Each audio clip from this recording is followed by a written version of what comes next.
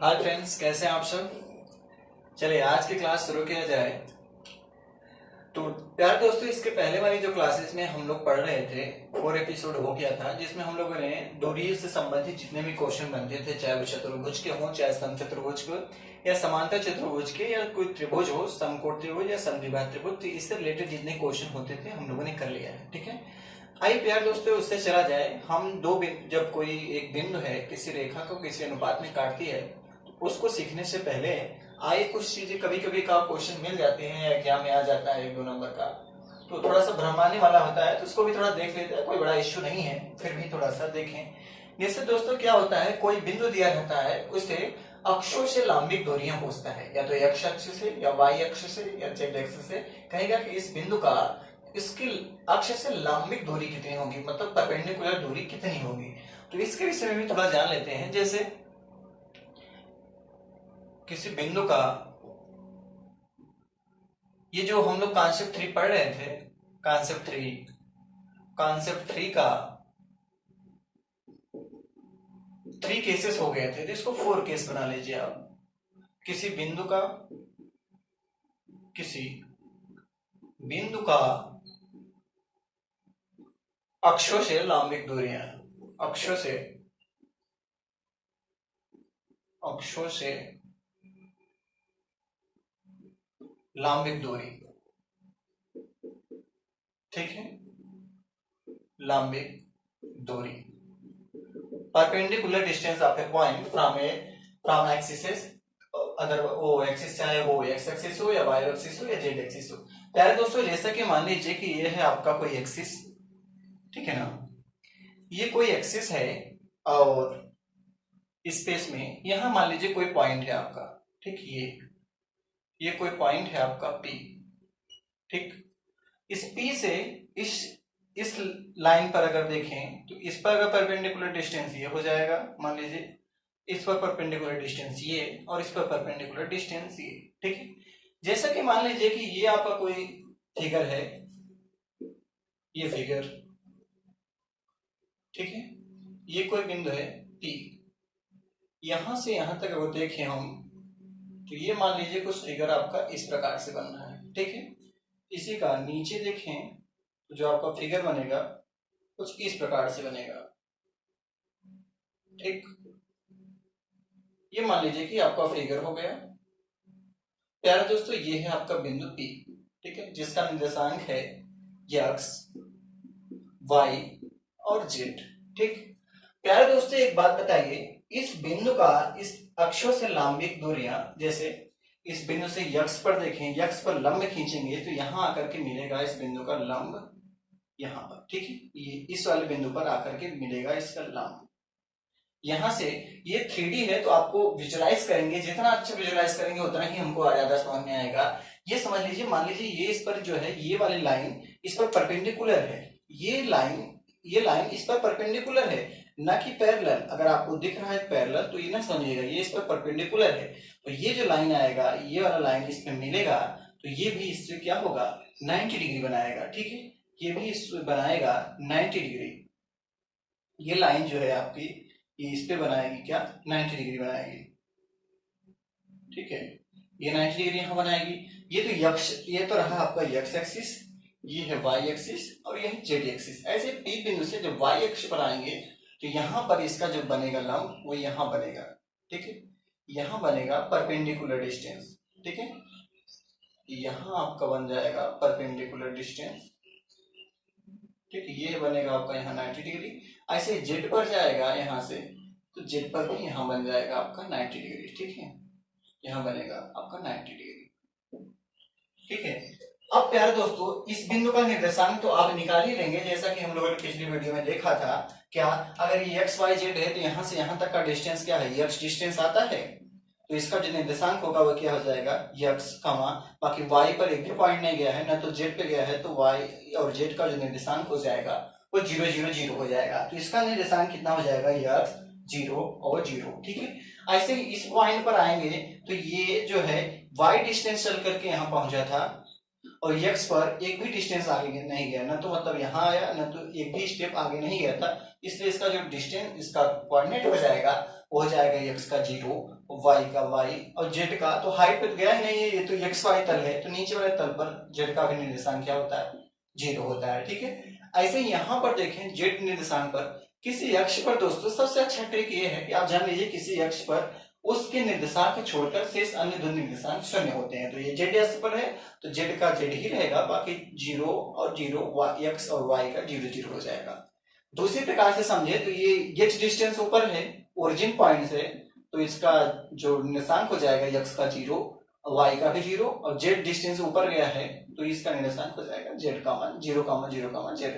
प्यारे दोस्तों, अब ये दो बिंदुओं के बीच की दूरी अगर फार्मूला निकाले तो हमारा क्वेश्चन जो है बहुत ही आसानी से सॉल्व हो जाएगा। ठीक है, जैसे इस P बिंदु का अगर पूछे x अक्ष से दूरी और y अक्ष से दूरी तो कैसे निकालेंगे आप। यदि अक्ष x अक्ष से दूरी कहेगा, अक्ष से दूरी, प्यारे दोस्तों हम लोगों ने एक छोटा सा कॉन्सेप्ट समझा था ये,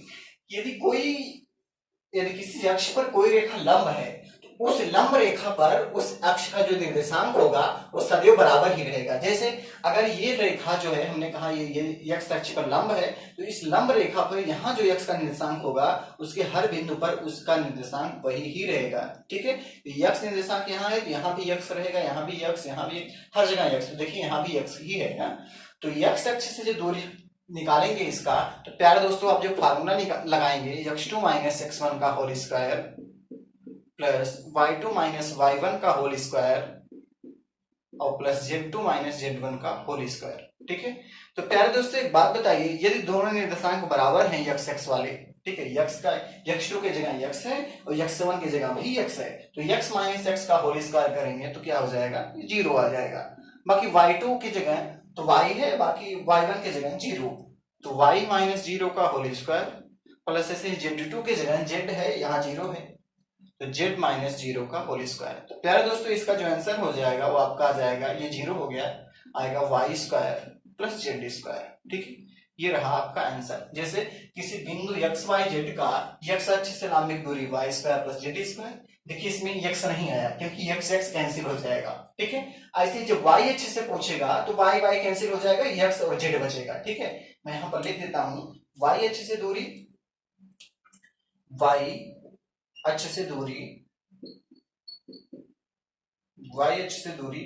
फिर दोस्तों इसी की तरह सिमिलरली वो भी आ जाएगा, तो यहाँ y y कैंसिल हो जाएगा तो बचेगा क्या, z square plus x square, या x square plus z square कर लीजिए, दोनों सही है। ऐसे z अक्ष से जब दूरी पूछेगा, z अक्ष से दूरी पूछेगा तब भी सेम रूल फॉलो होगा, इसमें z z कैंसिल हो जाएगा, बचेगा क्या, x और y, तो हो जाएगा x square plus y square. ठीक है, ये था छोटा सा कॉन्सेप्ट, इसको आप नोट कीजिए। फिर चलते हैं कॉन्सेप्ट 4 की तरफ। ठीक, कॉन्सेप्ट 4 में हम लोग सीखेंगे, यदि कोई रेखा दिया गया है उसको कोई बिंदु किसी अनुपात में विभाजित करता है तो उसका निर्देशांक क्या होगा, जिस अनुपात पर, जिस बिंदु पर वो विभाजित करेगा उसको देखेंगे हम। ठीक है, इसको नोट हो गया। आइए देखते हैं अगले कॉन्सेप्ट पर चलते हैं हम लोग, कॉन्सेप्ट 4। यदि कोई बिंदु है x1 y1 z1 और दूसरी बिंदु है x2 y2 z2, इससे मिलाने वाली यदि कोई रेखा है, इस पर कोई एक बिंदु इसे यम अनुपात m1 और m2 अनुपात में विभाजित करता है, तो जो बिंदु विभाजित करता है उसका निर्देशांक हमको बताना है। ठीक है, आइए ये देखें कॉन्सेप्ट नंबर 4। ठीक है, कॉन्सेप्ट 4, कॉन्सेप्ट 4। ठीक है, इसमें क्या है, बिंदुओं, दो बिंदु होंगे, बिंदुओं x1 y1 और z1 व x2 y2 और z2 को मिलाने वाली रेखा को, z2 को मिलाने वाली रेखा को, मिलाने वाली रेखा को m1 अनुपात m2 के अनुपात में विभाजित करने वाली विभाजित करने वाली बिंदु के निर्देशांक बिंदु के निर्देशांक। ठीक, प्यारे दोस्तों ये दो बिंदुएं हैं, इनको मिलाने वाली रेखा को एक बिंदु है जो m1 अनुपात m2 के अनुपात में विभाजित करती है। जो बिंदु विभाजित करती है उसका हमें निर्देशांक बताना है। ठीक है, इसी को अगर हम ग्राफ से समझे तो इस प्रकार हो जाएगा। जैसे ये मान लीजिए कि आपका कोई है निर्देशांक कोऑर्डिनेट पॉइंट, थोड़ा इधर बनाते हैं। ये मान लीजिए कि आपका है कोऑर्डिनेट। ठीक है, ये कोई बिंदु है, मान लीजिए P है।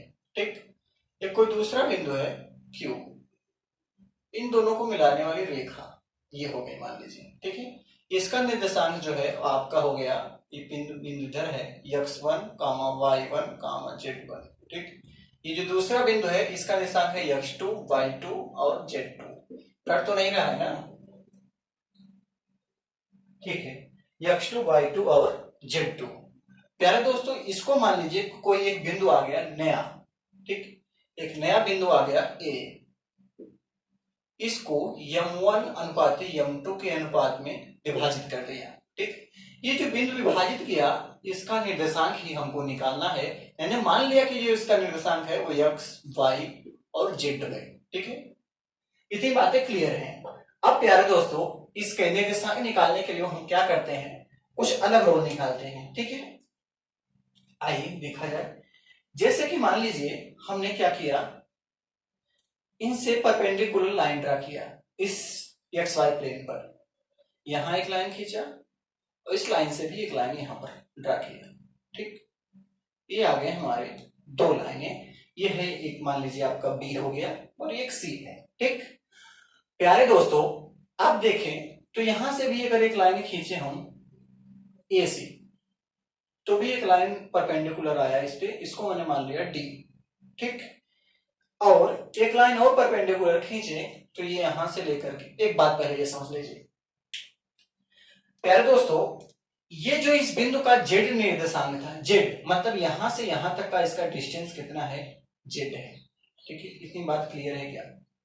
ठीक, यहां से यहां तक का डिस्टेंस z है, z1 है। ये डिस्टेंस क्या है, z2 है। ठीक है, ये जो डिस्टेंस है वो क्या है, z2। प्यारे दोस्तों ये z1 था और ये है आपका z2। ठीक है, उसके बाद इसका निर्देशांक z है, तो इसका जो डिस्टेंस है वो है z, यहां से यहां तक का डिस्टेंस z है। ठीक, इतनी बात क्लियर है। प्यारे दोस्तों एक बात और देखें, यदि हम यहां से यहां परपेंडिकुलर खींचे, मतलब बिंदु P से इस AD लाइन पर अगर परपेंडिकुलर खींचे ये आ जाएगा। ठीक है, मान लीजिए कोई पॉइंट हो गया E, इस पॉइंट का निर्देशांक क्या हो गया E, और यहां से इस पर अगर परपेंडिकुलर खींचे QC पर, ये A से खींचे, इसका मान लीजिए F कोई पॉइंट है। ठीक है, प्यारे दोस्तों अब ये जो लाइन यहां से यहां तक आई और ये लाइन, इन दोनों लाइन का आपको निर्देशांक बताना है। ठीक है, जैसे मान लीजिए एक डिस्टेंस यहां से यहां तक का डिस्टेंस है 5 मीटर और यहीं से यहां तक का डिस्टेंस है 8 मीटर। तो प्यारे दोस्तों ये डिस्टेंस है आपका, ये कितना होगा, तो 8 में से 5 निकल जाएगा, क्या आएगा, 3। ठीक है, तो ये 3 आएगा। ऐसे ही ये पूरा डिस्टेंस z है और ये z1 मतलब यहां से यहां तक का डिस्टेंस z1, ये दोनों इक्वल बन जाएंगे z1, तो यहां से यहां तक z1 है, ये पूरा z है। तो ये जो बीच की डिस्टेंस है वो प्यारे दोस्तों आपकी कितना हो जाएगी, z माइनस z1। ठीक, z माइनस z1। ऐसे ये जो डिस्टेंस पूरी है आपकी z2 है और ये z है, तो z2 में से z निकल जाएगा तो बचेगा क्या, z2 माइनस z। ये डिस्टेंस आपका z2 माइनस z और ये है z माइनस z1। ठीक है, थोड़ा कॉम्प्लिकेटेड फिगर होते जा रहा है, थोड़ा पेशेंस रखिएगा। अब प्यारे दोस्तों देखें, इसमें एक बात बताइए, ये जो दोनों त्रिभुज बन रही हैं, ये दोनों त्रिभुज, एक त्रिभुज ये, एक त्रिभुज ये, मैं कुछ इस प्रकार से बना देता हूं इन दोनों त्रिभुजों को। ठीक है, ये फिगर आपका कुछ इस प्रकार से बना है। अब ये दोनों त्रिभुज जो हैं वो आपकी समरूप त्रिभुज हैं। कैसे प्यारे दोस्तों, ये देखिए एक समांतर रेखा ये है और एक समांतर रेखा ये है। ठीक है। दो समांतर रेखा अगर कोई एक तिर्यक रेखा काटती है तो संगत कोण बराबर होते हैं। एक कोण इसका एक कोण इसका बराबर हो गया। दूसरा, ये रेखा जो है ये देखिए 90 डिग्री बनाती है और यहाँ भी 90 डिग्री बना रही है, तो दो कोण बराबर हो गए। ठीक है, इसके दो कोण बराबर हो गए। और एक बात यहाँ देखिए, ये रेखा इस रेखा के समांतर है तो ये वाला कोण इस वाले कोण के बराबर है। तो जिसके दो कोण बराबर हो जाए तो हम कहते हैं वो त्रिभुज समरूप त्रिभुज है। तीसरा सिद्ध हो या ना हो, क्योंकि ए सिमिलरिटी रूल कहता है। ये बात की बातें हैं, यहाँ हम इसकी जरूरत नहीं बताना, फिर भी थोड़ा सा देख ले रहे हैं। ये सिमिलरिटी रूल कहता है जिसका दो एंगल बराबर हो, दोनों त्रिभुज समरूप है। तो मेरे कहने का तात्पर्य यह है कि ये दोनों त्रिभुज समरूप है। ठीक है, इतना ही बताने का मतलब है। और प्यारे दोस्तों, ये दोनों त्रिभुज समरूप हो जाते हैं तो समरूप त्रिभुज का नियम क्या होता है? A B C D E. मान लीजिए ए बी सी और डी ई सी डी ई। ठीक है, दो त्रिभुज अगर हैं, अगर दोनों त्रिभुज समरूप हैं तो समरूप त्रिभुज का नियम क्या होता है? इसकी भी कोई एक भुजा ले लो और वही संगत भुजा इसका अनुपात से उसके अनुपात और किसी दो भुजाओं का अनुपात बराबर रहता है। ठीक है, मतलब अगर AC लें, इसके संगत भुजा ये है CE, ये अनुपात हो जाएगा इसके इस वाले भुजा के अनुपात BC के और DE के।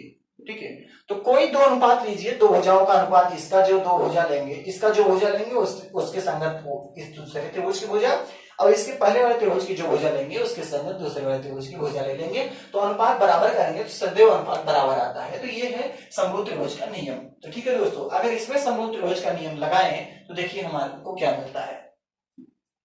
यहां देखें तो हमको मिलेगा समरूप त्रिभुज के नियम से PA/AQ। ठीक है, PA/AQ इक्वल टू ये वाली भुजा और ये वाली भुजा, अगर इसकी लंब लेंगे तो इसकी भी लंब लेंगे, EA/FQ।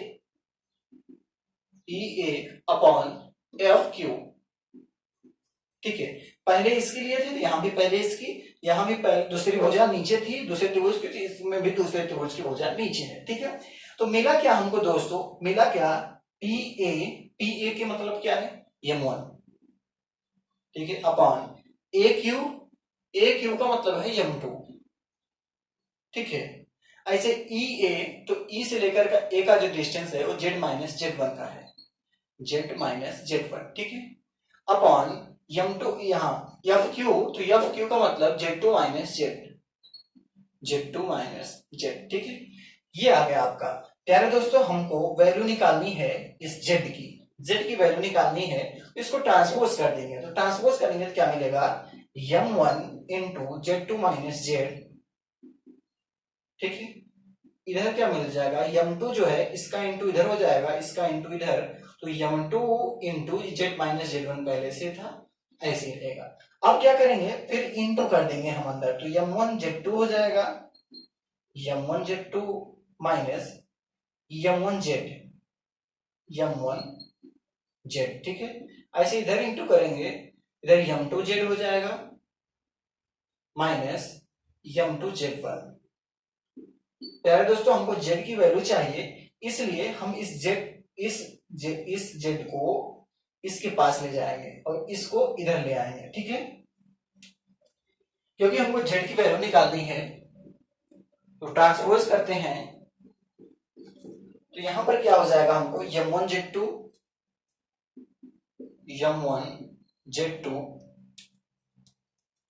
M1,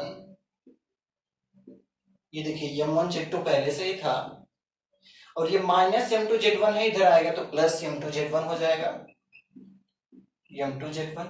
ठीक है, उसके बाद ये M2 Z इधर पहले से था, M2 Z पहले से ही था, और ये M1 Z इधर आकर माइनस था तो प्लस हो जाएगा M1 Z। ठीक है दोस्तों, इधर Z दोनों में कॉमन है तो Z कॉमन कर लेंगे, बचेगा क्या? M1 plus M2। ठीक है, अब प्यारे दोस्तों, ये इधर इंटू हो रहा है, इधर आकर के क्या हो जाएगा? डिवाइड हो जाएगा। तो क्या बचेगा? इधर M1 Z2 था, ये ऐसे ही रहेगा, M1 Z2 plus M2 Z1, ये भी ऐसे ही रहेगा, लेकिन ये इंटू था ब्रैकेट का, इधर आकर के डिवाइड हो जाएगा, तो M1 plus M2 equal to, ये Z था तो Z ही रहेगा। चाहे इसको पहले कर लें तब भी कोई दिक्कत नहीं है, ये Z इधर लिखें तब भी कोई दिक्कत नहीं। z is equal to m1z2 plus m2z1 upon m1 plus m2। तो ये दोस्तों आपका आ गया z का निर्देशांक। क्यों z का आया? क्योंकि हमने इस x y तल पर z को परपेंडिकुलर खींचा था, इसलिए हमारा z का निर्देशांक आ गया। z का निर्देशांक क्या आ गया? m1z2 plus m2z1 upon m1 plus m2। ठीक है। ऐसे ही अगर इसी बिंदु के जो परपेंडिकुलर रेखाएं हम y इसको, ये था हमारा x अक्ष और ये y था और ये z था, x y तल पर खींचा तो z मिला। ऐसे ही y z तल पर खींचेंगे तो x मिलेगा और z x पर खींचेंगे तो y मिलेगा। ठीक है।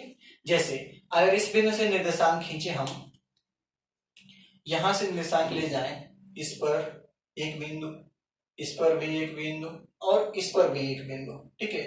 तो यहां जो आपका मिलता प्यारे दोस्तों, ये सभी आपके होते, ये x1 होता, ये x होता, ये x2 होता। ठीक है। तो आपका निर्देशांक ऐसे ही यहां पर मिल जाता कि x इज इक्वल टू, आपको मिलता similarly x is equal to, जहां जहां z2 है वहां x2 लिख देना, जहां z1 है वहां x1 लिख देना। तो सेम प्रकार से मिल जाता है m1 x2 plus m2 x1। ठीक है, अपॉन m1 प्लस m2। ठीक, x के लिए मिल जाता है। ऐसे ही इस y तल पर भी परपेंडिकुलर खींचते तो y इक्वल टू क्या मिलता आपका? m1 y2 plus m2 y1 upon m1 plus m2। ठीक प्यारे दोस्तों, इसमें देखिए जो m1 है तो यहाँ 2 लगा है, इसमें 2 है तो m है, यहाँ नीचे दोनों अनुपातों का योगफल। ठीक, ये था। तो इसका नियम, यदि x1, यदि x का निशान पूछ दिए, y का ये, z का ये कोई दो बिंदुओं से मिलाने वाली कोई रेखा दी गई है, कोई इस पर एक बिंदु है, वो अंतः विभाजित करता है। एक आती है अंतः बात, एक बाह्यतः बात आती है, उसको भी डिस्कस कर लेते हैं। तो अंतः वाला जब मैटर आएगा तो ये वाला फार्मूला लगेगा प्लस का। ठीक है। तो अगर कोई बिंदु अंतः किसी दो अनुपात में विभाजित करती है तो उस जो विभाजित करने में विभाजित वाला जो बिंदु है उसका निर्देशांक कैसे निकालेंगे? तो इस वाले फार्मूला से निकालेंगे। ठीक है, इसको आप नोट कीजिए। इसके कुछ स्पेशल केसेस को हम देख लेते हैं, फिर आगे चलते हैं। ठीक, जल्दी से इसको नोट कीजिए, आप स्क्रीनशॉट लीजिए, फिर आगे चला जाए। ठीक है ना, आइए थोड़ा आगे चलते हैं। प्यारे दोस्तों, एक बात हमने कहा, अंतः विभाजन और बाह्य विभाजन, इस पे भी थोड़ा सा समझ लेते हैं।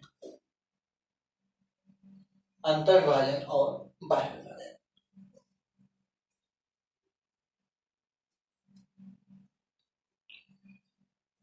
हमारे पास इतने ये 3 बिंदुओं के निर्देशांक के जो फार्मूले आए हैं ये है। ठीक है प्यारे दोस्तों, जब बाह्य विभाजन कहता है, जैसे कोई बिंदु है ये, ठीक है, ये A है और B है, यहां कोई बिंदु आ जाती है, इसे कहते हैं बाह्य विभाजन। यहां बाह्य मतलब क्या?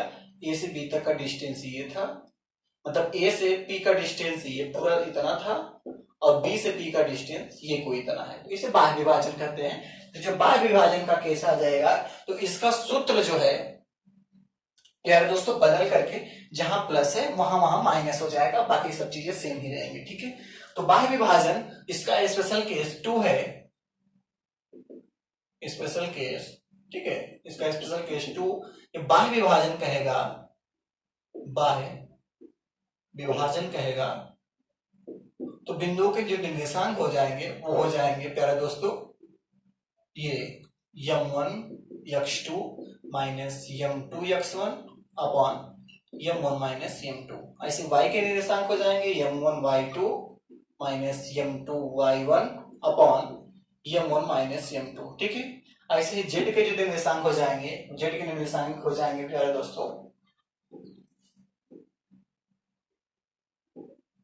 z वाले में भी माइनस लग जाएगा, वो हो जाएगा m1 z2। ठीक है, एक बात ये आप ये याद रखना, तो जो बिंदु के निर्देशांक होते हैं वो m2 पहले रहता है, m1 बाद में रहता है। ठीक है, उससे कोई प्रॉब्लम नहीं होने वाली है। अगर m1 पहले है तो m2 भी पहले रहेगा, m1 बाद में है कोई दिक्कत होगी नहीं। m1 z2 minus m2 z1 upon m1 minus m2। ठीक है प्यारे दोस्तों, ये जो आपका हो जाएगा वो बाह्य विभाजन के लिए हो जाएगा। ठीक है, आइए आगे चलते हैं, स्पेशल केस नंबर 3 देखते हैं। तो स्पेशल 3 के केस में क्या हो जाएगा जैसे यहाँ पर बाह्य विभाजन कहा है, अगर मध्य बिंदु देगा तो क्या आएगा, ठीक है। स्पेशल केस 3 है, स्पेशल केस 3, स्पेशल केस 3।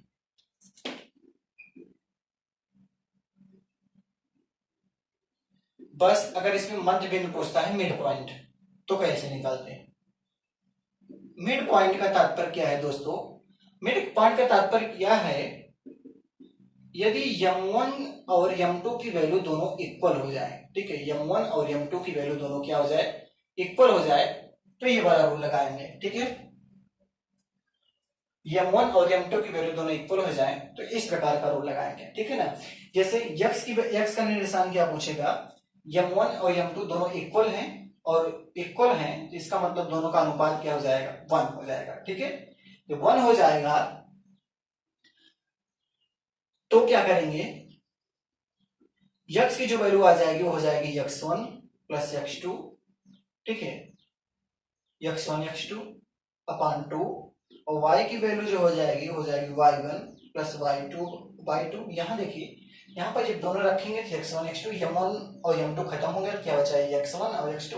यहाँ की दोनों की वैल्यू 1 प्लस 1 हो जाएगी तो आ जाएगी 2, ठीक है। तो यहाँ पर हो जाएगी y1 प्लस y2 अपॉन 2। ऐसे z की जो वैल्यू आ जाएगी वो हो जाएगी z1 प्लस z2 बाई 2, ठीक है। ये रहा special condition for mid point के लिए, ठीक है। इधर कोई कट तो नहीं रहा बाएं तरफ, आइए, ठीक है।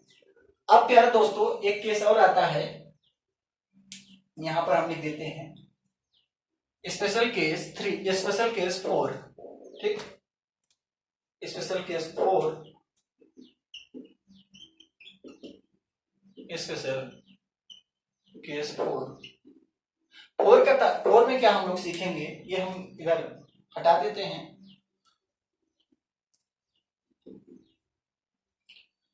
स्पेशल केस 4 में क्या है, यदि m1 और m2 का अनुपात दिया, m1 upon m2 equal to यदि k मान ले तो क्या आएगा, ठीक है।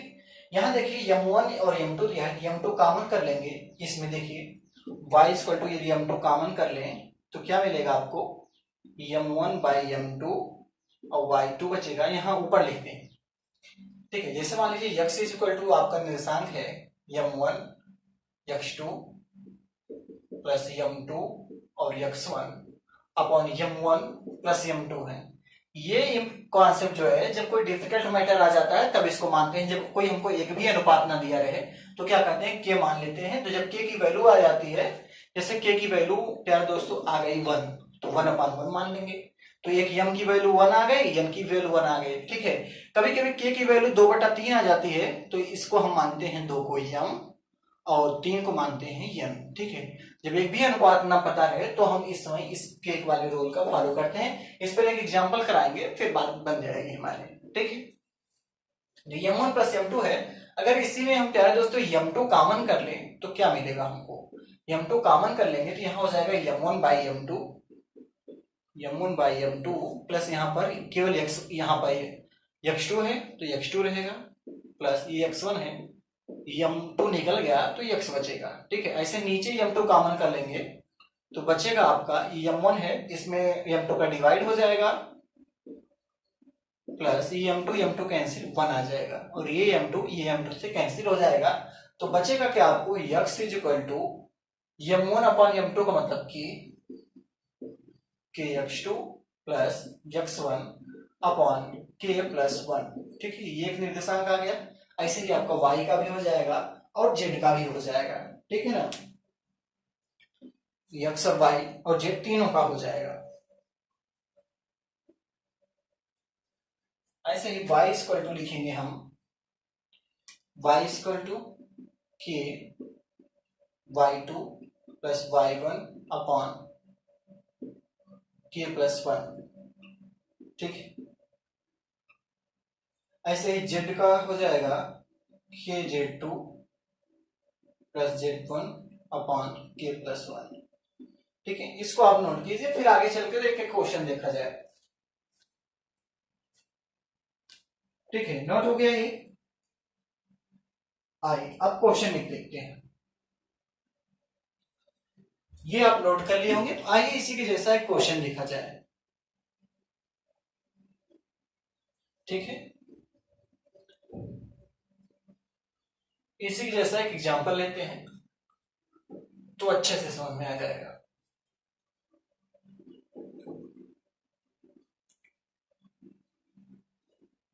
एक एग्जांपल लेते हैं, क्वेश्चन बिंदुओं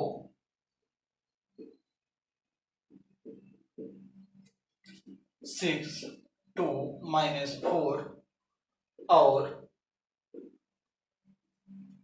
-4, 3, 6 को मिलाने वाली रेखा को 6 को मिलाने वाली रेखा को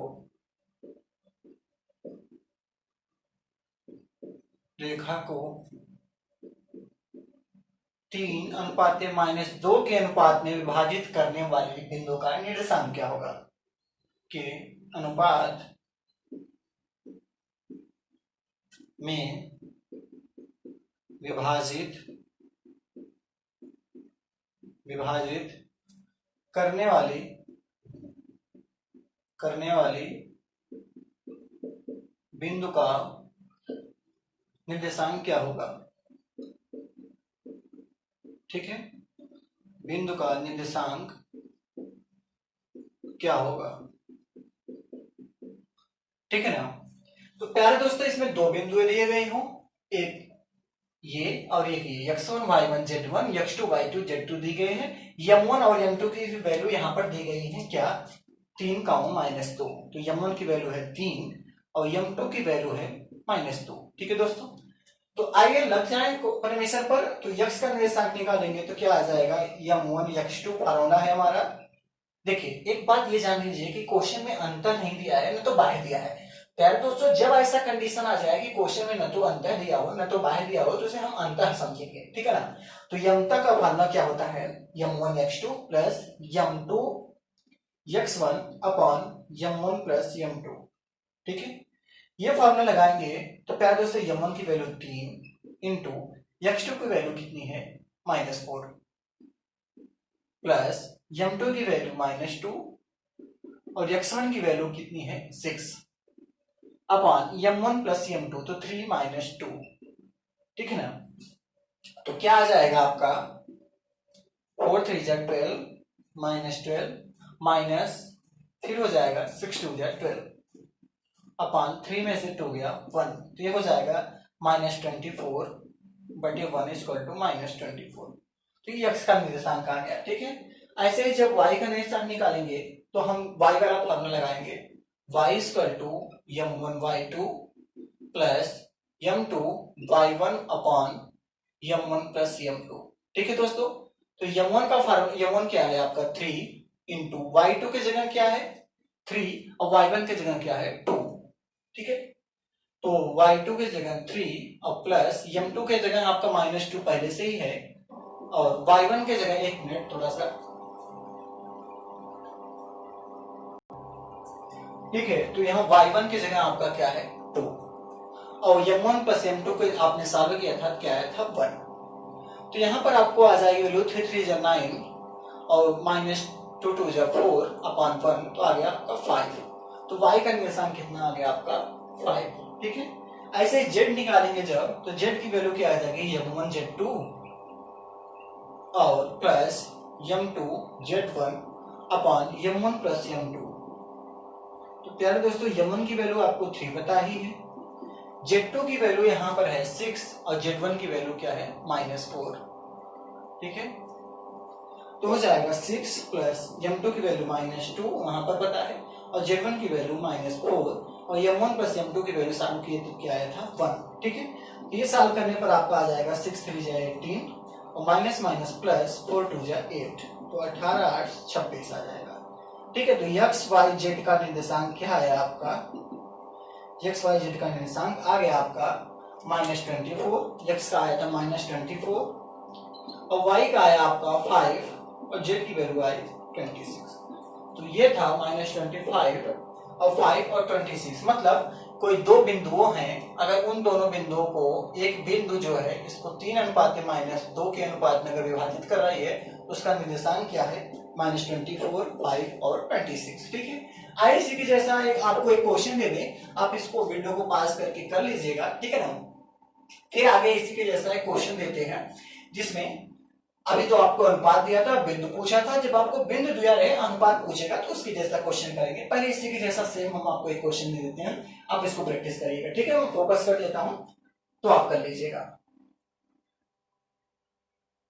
यार दोस्तों एक क्वेश्चन मैंने दे दिया हूं आपको, बिंदु 2, 3, -3 व 6, -8, 4 को मिलाने वाली रेखा को, ठीक है, ये दो बिंदुओं हैं, ये दो बिंदु है मान लीजिए, इनको मिलाने वाली रेखा को कोई एक बिंदु है, ठीक है, वो इन दोनों को 2:-3 के अनुपात में विभाजित कर रही है, इस वाले बिंदु का निर्देशांक आपको बताना है। ठीक है, वही x1, यही x वाला फार्मूला, y वाला फार्मूला, z वाला फार्मूला लगाएंगे, x1 m1 x2 plus m2 x1 upon m1 plus m2, ऐसे y का निकालेंगे m1 y2 plus m2 y1 upon m1 plus m2, ऐसे z का लिए निकालेंगे m1 z2 plus m2 z1 upon m1 plus m2। ठीक है, तो आपका ये आ जाएगा। ठीक है, आइए एक क्वेश्चन और देखते हैं इसी से, प्यारा सा क्वेश्चन इसी से टॉपिक का, जिसमें अनुपात पूछे तो क्या करें।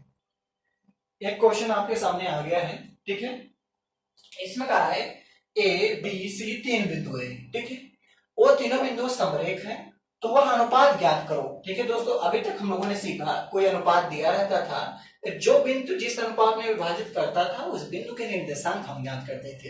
लेकिन क्या है, इस वाले जो क्वेश्चन में है वो अनुपात ही पूछ लिया और वो बिंदु दिया है। ठीक है, कह रहा है बिंदु बी काटता है, बिंदु बी रेखा सी को विभाजित करता है, तो बी दिया है, बी मतलब ये बिंदु उसका जो अनुपात में विभाजित करता है उसका बिंदु का निर्देशांक दिया है, तो और किनारे वाले बिंदु ये दोनों हैं, अनुपात पूछ रहा है, मतलब m1 और m2 की वैल्यू आपको फाइंड आउट करनी है। ठीक है, इतनी बात क्लियर है। प्यारे दोस्तों, अगर आप तीनों समरेख हैं तो समरेख है तभी तो कट करेगा। ये मान लीजिए कि कोई स्ट्रेट लाइन हो गई, इस स्ट्रेट लाइन पर दो बिंदु हैं, एक ए इस तरफ है, एक सी इस तरफ है, बिंदु बी विभाजित करता है। ठीक, ए का निर्देशांक कितना दिया है, 11, 3 और -4। ठीक है, ऐसे ही सी का दिया है 8, 6 -10। ठीक है, बी का निर्देशांक दिया है 9, 5 -8। ठीक है दोस्तों, एक बात ये बताइए आप, ये जो है वो x1 x की वैल्यू है, x है, तो ये y है, और ये जो है आपका वो z है, तो x y z है। तो x का फार्मूला हम लोग कैसे निकालते थे, x कैसे निकालते थे, पुरानी चीजें याद करें तो x का फार्मूला हम लिखते थे x is equal to m1 x2 plus m2 x1 upon m1 plus m2, यह लिखा करते थे ना। ठीक है, तो x की वैल्यू क्या है दोस्तों, यहाँ पर 9 है, 9 ले लिया हमने, m1 की वैल्यू नहीं पता है, x2 की वैल्यू कितनी है, x2 की वैल्यू 8 है और x1 की 11, 8 प्लस m2 की भी नहीं पता है और x1 की वैल्यू कितनी है, 11। प्यारे दोस्तों, m1 प्लस m2 यहाँ पे लिख लीजिए आप, ये आप इसमें इंटू कर देंगे तो क्या आपके पास आएगा 9m1 प्लस 9m2। ठीक है, यहां पर क्या बचेगा 8m1 प्लस 11m2। ठीक है, अब m1 को m2 के पास, m2 को m1 के पास, तो प्यारे दोस्तों यहां पर देखिए ट्रांसपोज करेंगे तो ये 8m1 यहां चला जाएगा और am2 यहां पर आ जाएगा। ठीक है, तो हमारे पास आएगा क्या, 9m1 में से 8m1 सब्ट्रैक्ट करेंगे तो 1m1। ठीक है, ऐसे ही 11m2 में से 9m2 को सब्ट्रैक्ट करेंगे तो 2m2 आ जाएगा। अब m2 को इसमें डिवाइड कर दें तो आप पाएंगे you will get m1 upon m2 equal to 2/1। ठीक, प्यारे दोस्तों m1 अपॉन m2 का ही तो मतलब होता है कि m1 रेशियो m2 क्या है, इन दोनों की वैल्यू क्या आई है, तो इधर भी रेशियो हो जाएगा तो 2:1। प्यारे दोस्तों यही आपका आंसर आ गया। क्या देखिए क्या करते हैं, हमें y और z की वैल्यू नहीं निकालने की जरूरत पड़ी, आप कोई भी फार्मूला यूज कर सकते हो, चाहे तो x की वैल्यू या y की वैल्यू या z की वैल्यू, तीनों से आंसर समान ही आने वाले हैं। ठीक है, तो x की वैल्यू हमने इक्वल कर दी है, यहाँ पर x की वैल्यू लिख दिया और m1 m2 को निकाल करके दोनों को अपान नहीं कर दिया, तो ये अपान का मतलब ही होता है रेशियो। ठीक है, तो इसका आंसर हमको आ गया। ठीक है, इसको आप नोट कीजिए। आइए देखते हैं इसी के जैसा एक क्वेश्चन और। ठीक। प्यारे दोस्तों आइए क्वेश्चन और देखते हैं। ठीक है, इसी के जैसा बिंदुओं 3, 2, 8 व 6, 2, -8, 6, 2, -8, 3, 2, 4 है क्या? एक मिनट,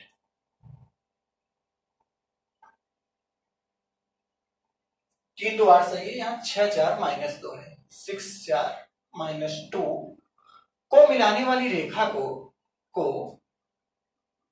मिलाने वाली रेखा को मिलाने वाली, आप लोग करते रहिएगा, मिलाने वाली रेखा को XY समतल किस अनुपात में विभाजित करता है? XY समतल किस अनुपात में विभाजित करता है? किस अनुपात में विभाजित करता है? विभाजित करता है तथा विभाजक बिंदु के निर्देशांक भी बताएंगे। ठीक है, आपको निर्देशांक भी बताना है। आपको विभाजक बिंदु के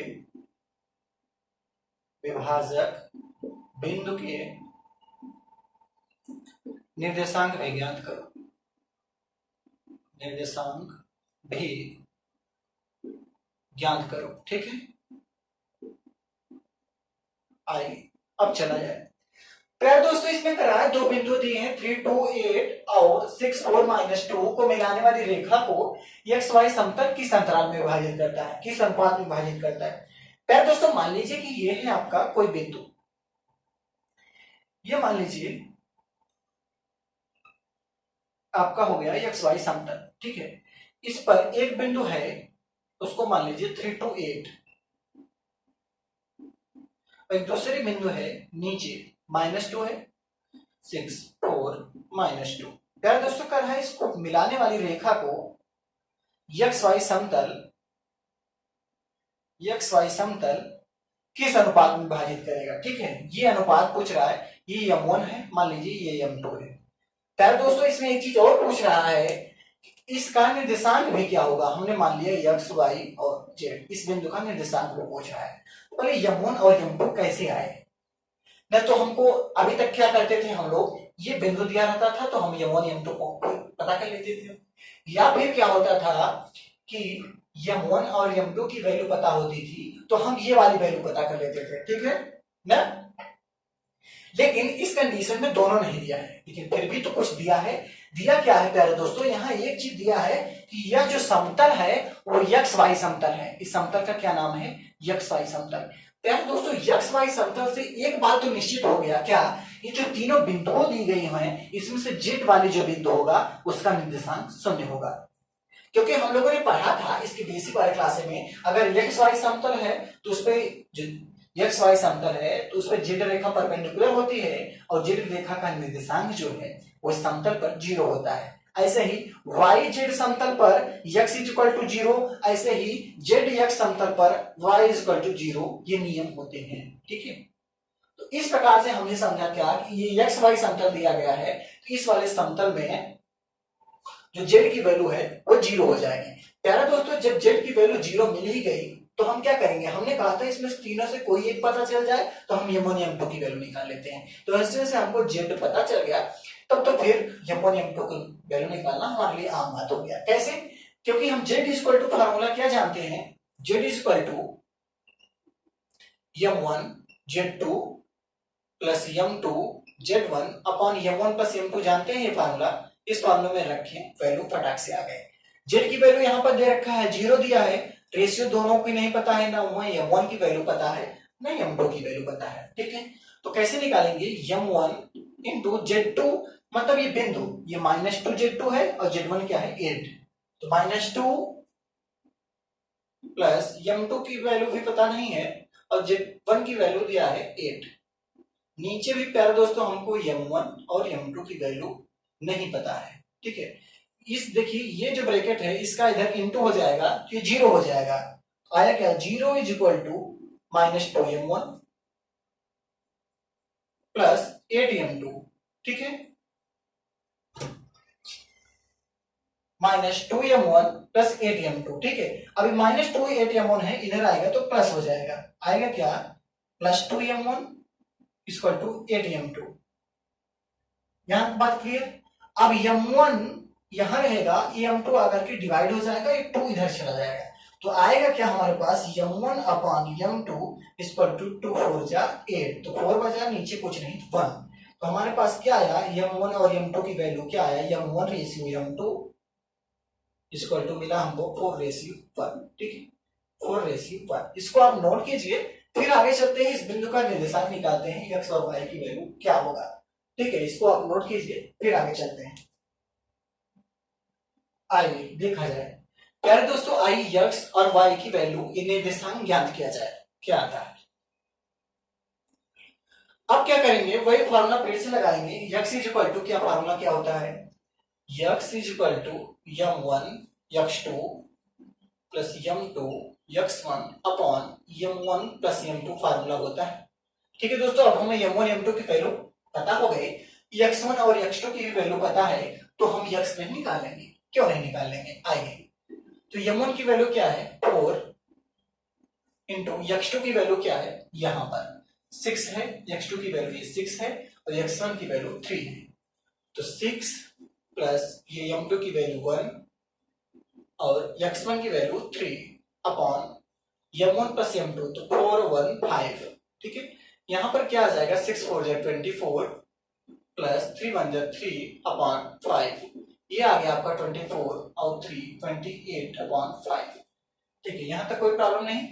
आइए ऐसे y की वैल्यू जब हम निकालेंगे तो y का फॉर्मूला लग जाएगा m1 x2 plus m2 x1 upon m1 plus m2, ठीक है। ये सूत्र होता है हमारा, m1 की वैल्यू क्या है 4, यहाँ y की वैल्यू पूछ रहा है तो y2 लिखेंगे और यहां भी y1 लिखेंगे, ठीक है। तो y2 की वैल्यू क्या है प्यारे दोस्तों, यहां से देखें y2 की वैल्यू 4 है, ये है 4 और y1 की वैल्यू क्या है 2, तो 4 और 2 लिखेंगे हम यहाँ पर 4 और m1 m2 की वैल्यू 1 और यहाँ पर y2 y1 की वैल्यू 2, m1 प्लस m2 की वैल्यू है यहाँ पर 4 प्लस 1 क्या आ जाएगा हमारे पास, 4 4 जा 16 और 2 1 जा 2 और यहाँ 4 1 5, तो आ गया 18 अपॉन 5, ठीक है। ऐसे ही जेड निकालेंगे हम, लेकिन जेड निकालें या ना निकालें, जेड की वैल्यू 0 है ये, आइए निकाल के दिखा भी देते हैं कि जेड की वैल्यू 0 आएगी कि नहीं आएगी, ठीक है। m1 और m2 की वैल्यू यहाँ लिखा था, हम यहाँ लिख दे रहे हैं m1 equal to 4 m2 equal to 1, ठीक है। तो m1 z2, m1 equal to 4, z2 की वैल्यू क्या है -2 और m1 की वैल्यू क्या, m2 की वैल्यू क्या है 1 और z1 की वैल्यू क्या है 8, m1 प्लस m2 तो 4 प्लस 1, ठीक है। आइए यहाँ देखिए क्या आएगा, 4 -2 इक्वल टू -8 प्लस 8 1 जा 8 अपॉन 4 प्लस 1 5, तो प्यारे दोस्तों ऊपर 0 है तो 0 अपॉन 5 करेंगे, फिर वैल्यू क्या आएगी 0 आएगी। हमने देखा x की वैल्यू कितनी आई 28 अपॉन 5, x की वैल्यू कितनी आई 28 अपॉन 5, 18 अपॉन 5 y की वैल्यू, z की वैल्यू 0, इसका निर्देशांक क्या आ गया हमारे पास, इस बिंदु का निर्देशांक आ गया हमारे पास x y z की जो वैल्यू आई वो आई 28 अपॉन 5, y की वैल्यू 18 अपॉन 5 और z की वैल्यू कितनी आ गई 0, ये था हमारे निर्देशांक, ये था क्वेश्चन, इसको नोट कीजिए। आइए आप देखते हैं एक क्वेश्चन और, ठीक है। एक बात यहां पर देखें, ये था 24 प्लस 3 था, ठीक है, तो 24 प्लस 3 का 27 हो जाएगा, 27 प्लस 5, ठीक है, थोड़ा सा मिस्टेक हो गया, बाकी आप नोट कीजिए, फिर चलते हैं आगे। आइए देखा जाए क्वेश्चन और, बिंदु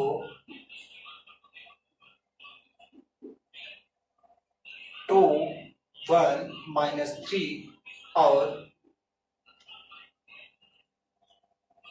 5 -8 और 3 को मिलाने वाली रेखा को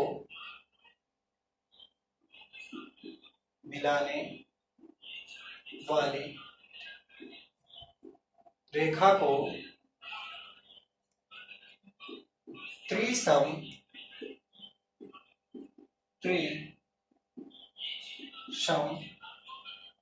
विभाजित करने वाले बिंदुओं के निर्देशांक बताएं। बिंदुओं के निर्देशांक बताइए। निर्देशांक बताइए। ठीक है दोस्तों, इसमें दो बिंदु दी गई हैं 2 1 -3 और 5 -8 3। ठीक है, एक बिंदु ये है और एक बिंदु ये है।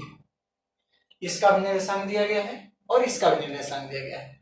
प्यारा दोस्तों कह रहा है इसमें से उन बिंदुओं के निर्देशांक बताइए जो इस रेखा को 3 समान भागों में विभाजित करें। ठीक है, 3 समान भागों में विभाजित करने के लिए 2 बिंदु चाहिए हमको, एक बिंदु यहाँ, एक बिंदु यहाँ। ठीक है प्यारे दोस्तों, पहले अगर एक को कंसीडर करें तो देखिए ये एक भाग है, ये 2 भाग होगा ना, एक भाग 2 भाग। तो अगर इसका अनुपात पूछें तो m1 की वैल्यू क्या आनी चाहिए 1 और m2 की वैल्यू क्या आनी चाहिए 2, मतलब एक भाग इधर 2 भाग इधर। तो एक बिंदु यहाँ पता है, एक बिंदु यहाँ पता है। अगर m1 और m2 की वैल्यू 1 और 2 रख करके सॉल्व करेंगे तो आपको ये वाली बिंदु आ जाएगी। ठीक है, इसकी निर्देशांक क्या गया है 2 1 -3 और इसका निर्देशांक है 5 -8 3। तो 5 -8 3 है, इसमें x1 की वैल्यू निकालना है जब m1 और m2 की वैल्यू ये दी हो। अगर इसी को उलट दें, 2 भाग इधर कर दें तो m1 की वैल्यू 2 और m1 की वैल्यू m2 की वैल्यू 1 कर दें तो आपका ये वाला निर्देशांक आ जाएगा। ठीक है, आप इसको सॉल्व कर लीजिएगा। m1 और m2 की वैल्यू जब 1 और 2 रखेंगे तो आपका पहला वाला बिंदु आएगा। m1 की वैल्यू 2 और m2 की वैल्यू 1 रखेंगे तो आपका दूसरा बिंदु का निर्देशांक आ जाएगा। ठीक है, क्योंकि इसमें कहा है 3 सम भागों में विभाजित करना है। ठीक है, 3 समान भागों में विभाजित करना है। तो अगर पहला भाग 1 और 2 3 भाग हैं तो पहला एक भाग यहाँ है और 2 भाग यहाँ है। ठीक है, इसलिए मैंने 1 और 2 रखा। जब हमको ये बिंदु चाहिए था तो मैंने 2 भाग लिया था, 1 भाग और 2 भाग, इसलिए 2 लिया और इधर 1 भाग बचा था इसलिए 1 लिया। ठीक है, आइए अब देखते हैं एक कॉन्सेप्ट और आता है हमारा लास्ट वाला कॉन्सेप्ट 5। उसमें क्या है, कोई त्रिभुज दी रहती है, उसके त्रिभुज का केंद्रक पूछता है। ठीक है, त्रिभुज के 3 शीर्ष होते हैं, तीनों शीर्षों का जो निर्देशांक है वो दिया रहेगा, उसका केंद्रक पूछेगा। तो कैसे सॉल्व करते हैं, बड़ा ही छोटा सा सिंपल सा कॉन्सेप्ट है, उसको समझ लेते हैं। ठीक है, आप इसको नोट कीजिए फिर आगे चलते हैं।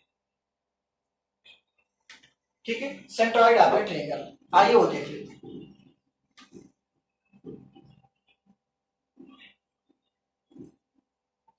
कॉन्सेप्ट 5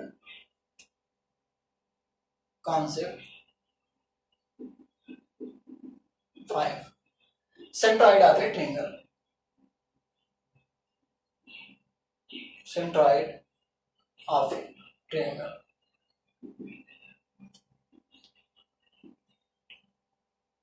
त्रिभुज के केंद्रक। ठीक है, त्रिभुज के केंद्रक। प्यारे दोस्तों, मान लीजिए कि कोई एक त्रिभुज दिया गया है जिसके तीनों शीर्षों के निर्देशांक दिए गए हैं। ठीक है, मान लीजिए कि ये कोई त्रिभुज है आपका, इसके तीनों शीर्षों के निर्देशांक दिए गए हैं। ये मान लीजिए ए हो गया, ये बी और ये सी। पहले वाले त्रिभुज के शीर्ष का निर्देशांक दिया गया है x1 y1 और z1। ठीक है, इसका है x2 y2 और z2। इसका निर्देशांक है x3 y3 और z3। ठीक है, तो क्या करें, जब इसका केंद्रक पूछे, सेंट्रॉइड पूछे प्यारे दोस्तों, ये है इसका सेंट्रॉइड। तो केंद्रक का फार्मूला हो जाता है, केंद्रक इक्वल टू हो जाता है, अब केंद्रक में भी 3 बिंदु आएंगे, एक x आएगा, एक y आएगा और एक z आएगा। तो x का निर्देशांक हो जाएगा आपका, x इक्वल टू हो जाएगा x1 plus x2 plus x3 y3। ठीक है, ऐसे y का निर्देशांक हो जाएगा y1 plus y2 plus y3 और z का भी निर्देशांक हो जाएगा z1 plus z2 plus z3 y3। ठीक है, इसे केंद्र का निर्देशांक हमको क्या पता चल गया, x1 plus x2 plus x3 by 3 plus y1 plus y2 plus y3 by 3। ठीक है, तो ये है फार्मूला। आइए इससे रिलेटेड एक क्वेश्चन को हम लिखते हैं, फिर उसको साबित किया जाए।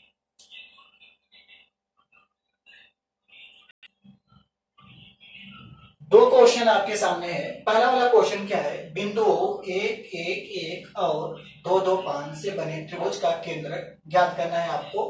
ठीक है, ये जो पहला वाला क्वेश्चन है वो डिप्लोमा 2013 में पूछा गया। ये पहला वाला क्वेश्चन हमको सॉल्व करना है। ठीक है, इसमें 3 बिंदुएं दी गई हैं और इस त्रिभुज का केंद्र बताना है। ठीक है, इसमें देखिए, ये मान लीजिए कोई त्रिभुज है, ये इधर बना देते हैं ऊपर। कोई त्रिभुज है, इसमें 3 बिंदुएं दी गई हैं, ए बी और सी। इसका केंद्रक हमको निकालना है। ठीक है दोस्तों, पहला वाला बिंदु है 1 1 और 1। बी का निर्देशांक दिया है -2, 4, 1 और सी दिया है 2 2 5। ये जो क्वेश्चन है ये बोर्ड परीक्षा में आया था 2013 में। ठीक है, बीटी बोर्ड 2013 में। तो इसका केंद्रक बताना है, तो केंद्रक का निर्देशांक मैं मान लेता हूं x है, y है और z है। तो x की वैल्यू क्या आएगी, x का फॉर्मूला अभी हम लोगों ने सीखा, x1 plus x2 plus x3 upon 3। तो क्या हो जाएगा, x1 plus x2 plus x3 by 3 आएगा हमारा। x1 का क्या है 1 वैल्यू और x2 की वैल्यू क्या है -2 और x3 की वैल्यू क्या है 2। तो बाई 3 करेंगे तो आएगा हमारा 3 2 और 1 3 में से 2 गया 1, तो ये 1 बाई 3 आ गया। ठीक है, ऐसे y का निर्देशांक निकालेंगे तो y1 plus y2 plus y3 upon 3 हो जाएगा। तो y1 की वैल्यू है 1 और y2 की वैल्यू है 4 और y3 की वैल्यू है 2 अपॉन 3 करेंगे तो आएगा 4 2 6 6 और 1 7 बाई 3 आ गया। ऐसे z की जब वैल्यू निकालेंगे, ठीक है, z की वैल्यू निकालेंगे तो z1 plus z2 plus z3 formula लगेगा। तो 1 plus 1 plus 5 1 plus 1 plus 5 by 3 करेंगे तो आ जाएगा 5 1 6 और 1 7 बाई 3। ठीक है, तो इसका निर्देशांक क्या आ गया, निर्देशांक हमारा आ गया 1 बाई 3। यक्स की कोऑर्डिनेट कितना आया, यक्स का जो कोऑर्डिनेट आया है 1 बाई 3 7 बाई 3 और 7 बाई 3। ठीक है, आ गया 1 बाई 3 7 बाई 3 और 7 बाई 3। ठीक है, ये था पहला वाला क्वेश्चन। दूसरा वाला क्वेश्चन पढ़िए आप, थोड़ा सा टेक्निकल है। दूसरा वाला क्या है, उस त्रिभुज का केंद्र ज्ञात करो जिसकी भुजाओं के मध्य बिंदुओं के निर्देशांक दिए गए हों। ठीक है, ये देखिए दूसरा वाला क्वेश्चन क्या है। दूसरा वाला भी ऐसे थोड़ा सा टेक्निकल है, बस देते अगर आप प्रॉपर्टी जानते हैं, उसका रूल जानते हैं, गुण त्रिभुज का जानते हैं, फिर मामला बहुत ही आसान हो जाएगा। देखिए कैसे, एक त्रिभुज दिया गया है, ये मान लीजिए कोई त्रिभुज है। ठीक है, ये ए है, ये बी है और ये सी है। ए का निर्देशांक दिया है 4 6 -2। ए बी सी का निर्देशांक नहीं दिया गया है, ये त्रिभुज का निर्देशांक नहीं है, ये कोई त्रिभुज है। मान लीजिए त्रिभुज है पी क्यू और आर। ठीक है, कराए इसकी भुजाओं के मध्य बिंदु ए है, बी है और सी है। ठीक है, इसके मान लीजिए पी क्यू का मध्य बिंदु है ए और क्यू आर का मध्य बिंदु है बी और आर पी का मध्य बिंदु है सी। ठीक है, ए का निर्देशांक दिया है कितना, ए का निर्देशांक है 4 6 -2। बी का निर्देशांक है 8 -2 6 8 -2 और 6। ऐसे सी का निर्देशांक है 6 2 -1। प्यारे दोस्तों, एक बात हम जानते हैं, प्रॉपर्टी ये होती है, अगर कोई त्रिभुज का मध्य बिंदु अगर पता हो तो मध्य बिंदुओं से मिलाने पर जो त्रिभुज बनता है उसका जो केंद्रक आएगा वो मेन वाले त्रिभुज का, जो मतलब पहले वाला त्रिभुज था, उसके केंद्रक का समान ही होगा। मतलब ये संपाती होंगे। ये केंद्रक इस छोटे वाले त्रिभुज का केंद्रक भी बड़े वाले त्रिभुज का केंद्रक का वही होगा। ठीक है, दोनों का केंद्रक समान ही होंगे, एक ही बिंदु होंगे। इसलिए अगर छोटे वाले का केंद्रक हमको पता हो जाए तो वही बड़े वाले का त्रिभुज का भी केंद्रक हो जाएगा। तो यहां हम लिखेंगे कि अगर केंद्रक त्रिभुज पी क्यू आर का केंद्रक, पी क्यू आर का केंद्रक बराबर हो जाएगा किसके, त्रिभुज छोटे वाले त्रिभुज ए बी सी का केंद्रक। ठीक है, तो इसका केंद्रक क्या आ जाएगा, इसकी x की वैल्यू क्या आएगी, x1 plus x2 plus x3 by 3। तो 4 प्लस 8 प्लस 6/3 और y की वैल्यू है 6 माइनस 2 और प्लस 2/3। ऐसे z की वैल्यू है -2 प्लस 6 माइनस 1/3। क्या आएगा दोस्तों, इसको सॉल्व करें तो देखिए हमारे पास आएगा 8 और 12, 12 6 18, 18/3 करेंगे तो आ जाएगा आपका 6। ठीक है, इसमें देखें तो 2 2 कैंसिल, 6 बचा, 6 में से 3 से डिवाइड करेंगे तो 2। यहाँ पर देखें तो -2 -1 -3 और प्लस 6 में से सब्ट्रैक्ट हो जाएगा तो 3 आएगा, 3/3 1, तो 6 to 1 क्या आ गया इसका त्रिभुज का केंद्र। तो ये था आपका दोनों क्वेश्चन सॉल्व हो गए।